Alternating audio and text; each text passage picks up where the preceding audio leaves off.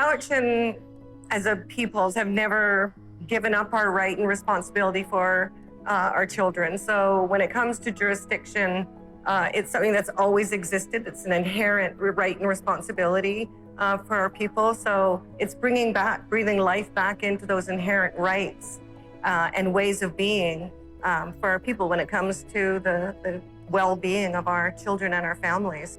This work is really geared towards keeping families unified, to overcome the colonial history of removal of children from their homes, starting, as we all know, with the residential school, and then into the 60s scoop, and then into modern child welfare practices.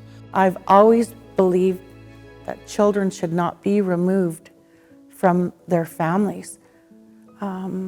And that is the vision I see with our Cowichan Tribes jurisdiction, our law, that we're going. We are doing that hard work of drawing out law from our traditional sources, and we're standing up the voices and the teachings of our elders and those who came before us, and really thinking critically about what are those principles that guided us. Who are appropriate decision makers in our community, and how can we reflect those traditional laws and values in a more modern articulation of our law around children and families.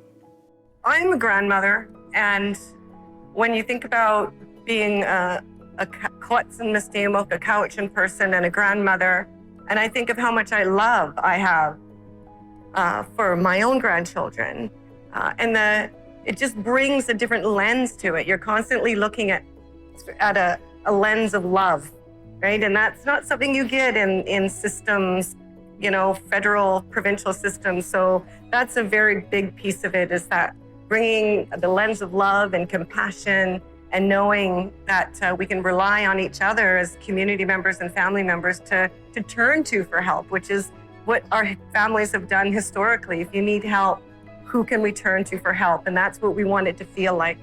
I'm just, really open-heartedly excited about, this new law, this new way of working with our families. That isn't new to our families or Soljuan. It's something that we've always done.